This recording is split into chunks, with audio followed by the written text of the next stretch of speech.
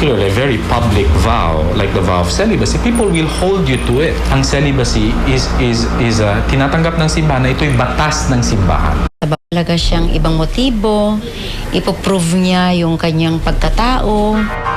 At dahil sa mga kontrobersyang ito, dapat bang maapektuhan ang pananampalataya natin sa pagtingin natin sa simbahan? Mapapatawad mo pa ba ang mga paring ng abuso?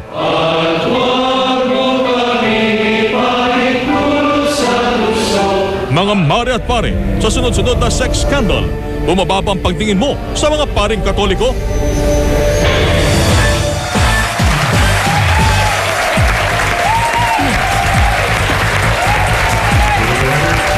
Magandang gabi sa inyo po, mga paret pare. Magandang gabi sa iyo, Paring Oka. Maring Winnie, sa ating mga kapuso, mga marit pare tuwing Huwebes, may debate po tayo ngayon.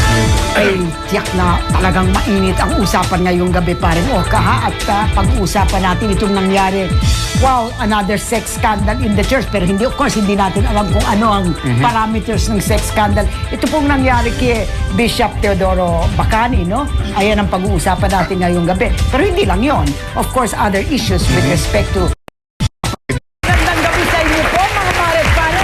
Magandang gabi sa iyo, Paring Oka. Maring Winnie, sa ating mga kapuso, mga marit pare tuwing Huwebes, may debate po tayo ngayon. Ay, tiyak na talagang mainit ang usapan ngayong gabi, Paring Oka, ha? At pag-uusapan natin itong nangyari. Wow, another usapan ngayong gabi, Paring May debate po tayo ngayon. Oka. Maring Winnie, sa ating mga kapuso, mga marit pare tuwing Huwebes, Magandang gabi sa inyo po, mga paret pare.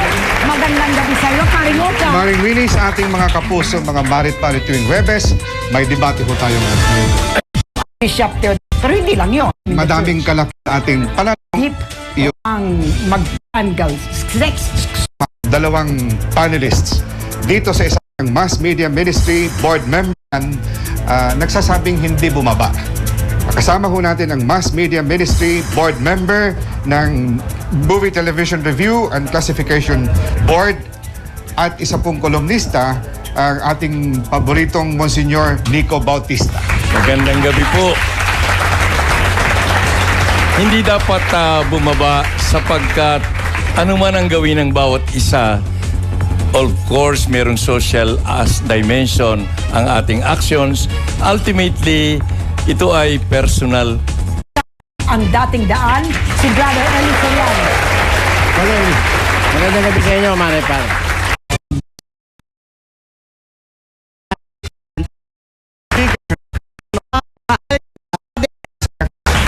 Magandang katulad na taong mga parang mga instrumento. Ay Associate Professor po siya ng Department of Women and Development Studies, University of the Kabaihan, Claudia Kabaihan, Doctor of Psychology and Medicine, si Dr. Sylvia Claudia. Magandang gabi sa inyo sa nanonood sa TV. Madaling sabihin na individual yan. So pag tinignan natin yung tipo